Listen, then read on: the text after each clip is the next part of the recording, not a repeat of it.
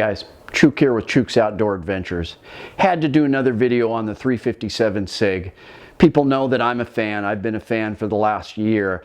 There's been a lot more attention in the media about 357 SIG and in the gun community, I feel, because of this tragedy in Texas. Now, that horrible shooting in the church in Texas, it happened a couple weeks ago. Luckily, there was a good guy there that shot the bad guy and stopped a mass shooting. Now, me and my friends were wondering, what did he use? I was sure it was a Glock 19 or something popular like that. Turned out it was a SIG P229 in 357 SIG, which is a great choice. Turns out the guy knew a lot about firearms. He was an instructor. He had all kinds of experience. Now, since then, that model has been hard to find. It's been selling out online. And I haven't been able to find a barrel for my P2000 SK. I've been looking for about 7 months now. This is safe. It was originally chambered in 40 Smith & Wesson. You can get a 357 SIG barrel for it. And finally, I just broke down and I ordered one last week for $550. And a lot of my friends have been scoffing at me, but I had to have one. The guy was offering $700 for it.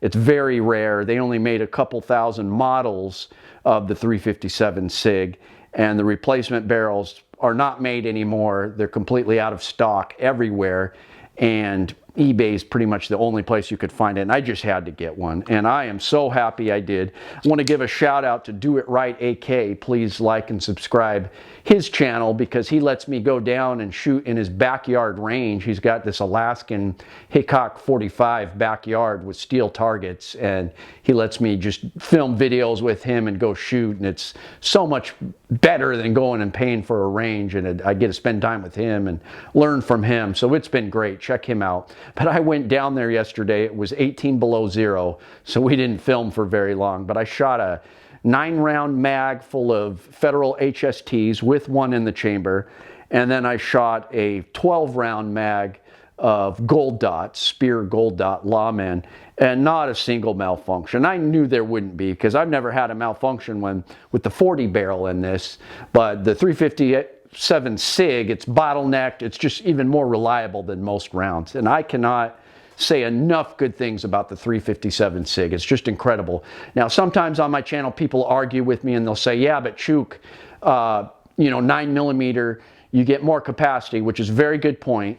And with modern plus P plus rounds, you're almost to the point of a 357 SIG. So what's the point? And there's a little bit of validity to that. If you're in a gunfight with somebody, you're each 15 feet away, it's not going to matter. Shot placement's going to matter, and you may be able to get rounds faster off with a 9mm. However, I don't believe that, well, obviously 9mm is not as powerful as 357 SIG. You got the plus Ps, well, you can get plus P 357 SIG.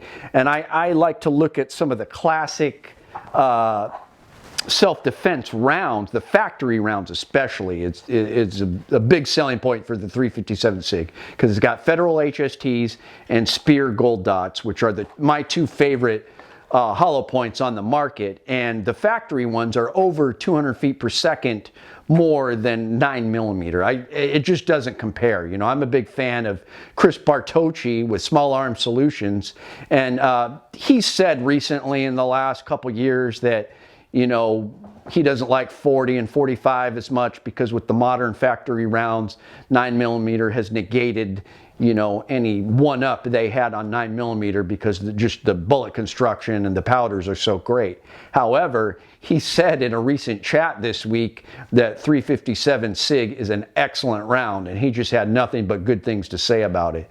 So it's just amazing. And you look at it on paper, and maybe 9mm can penetrate gel just as good as 357 SIG. There's been some videos showing that, but it comes down to, it's loved by law enforcement. It's still being used by some agencies, and it just goes down to the stories people tell of how well it is penetrated, how well it is put bad guys down, just like in that Texas shooting. I work with a guy that was a deputy sheriff in Mississippi, and when I told him about this barrel, his face just lit up, and he told me that the 357 SIG was his duty weapon, and he also kept a short barrel 357 SIG as his carry weapon, and he said that thing was just amazing. It would penetrate angled glass, go through barriers.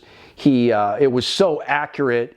It's flat shooting, very accurate, that he would qualify with the short gun and just do really well. And he had nothing but good things to say about it. And so that's coming from somebody in law enforcement, that was in law enforcement, that had experience with using it. And there are still some agencies that use it to this day.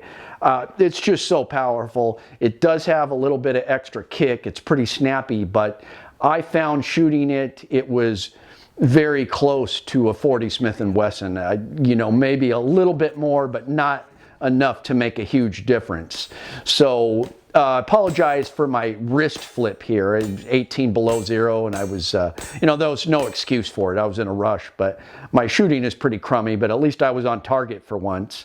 But I just think it's great, and there's more interest in it now.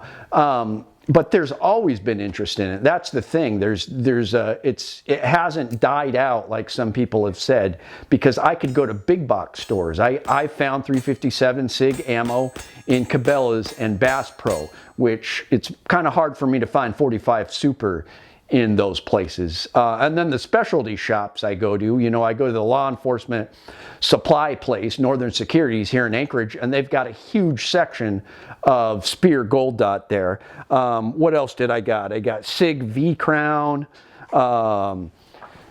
Winchester PDX-1 Defender, not to mention the Federal HST and the Gold Dots, and then you get into this specialty hot-loaded ammo by Underwood, and this stuff just blows me away, because you've got a 65 grain solid copper bullet going 2,100 feet per second, and I can't wait to get out there with Chuck and chronograph some of these rounds, but it's just hard to beat. I think it's an underrated round, and it's been part of my winter carry, and I'm going to continue carrying it. The 357 SIG is incredible, and I believe the real world examples, such as this shooting in Texas where the good guy stopped a mass shooting, you can't say enough good things about the 357 SIG. So let me know what you guys think. I think it's a wonderful round, and it receives a lot of flack because of its size and